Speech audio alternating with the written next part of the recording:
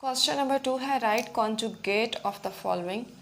Conjugate हमने right करना है, इसको कॉन्जुगेट में कन्वर्ट करना है। तो उसमें हम क्या करते हैं, कॉन्जुगेट का मतलब ये होता है कि जो आयोटा वाली वैल्यू है उसका हमने साइन चेंज कर देना होता है। सिंपल, जैसे कि हमें गिवन है 2 + 3 आयोटा, तो हम क्या करेंगे, आयोटा वाली वैल्यू का साइन चेंज कर देंगे। आयोटा वाली वैल्यू के साथ है प्लस, तो हम क्या कर देंगे, माइनस। ये है इसका कॉन्जुगेट। उसके बाद सेकंड है 3 - 5 आयोटा, तो सिंपल आयोटा वाली वैल्यू के साथ माइनस है, हम प्लस लगा देंगे, तो ये क्या आ जाएगा, इसका कॉन्जुगेट। उसके बाद माइनस आयोटा का कॉन्जुगेट जो है वो क्या है, प्लस आयोटा। मतलब आयोटा वाली वैल्यू का हमने सिंपल साइन चेंज कर देना होता है, वो उसका क्या आ जाता है, कॉन्जुगेट। इस बात से कोई फ़र्क नहीं पड़ता कि आयोटा वाली वैल्यू जो है वो फर्स्ट नंबर पर लिखी है या सेकंड नंबर पर लिखी है।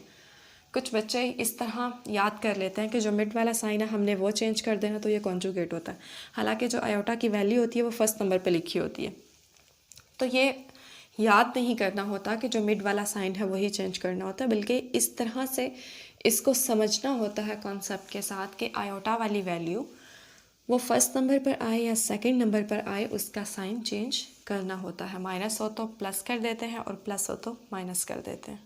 उसके बाद है पार्ट नंबर 4 -3 + 4 आयोटा। तो सिंपल यहाँ भी हमने यही करना है कि आयोटा वाली वैल्यू जो है 4 आयोटा के साथ प्लस है, तो हमने क्या कर देना है, -4 आयोटा।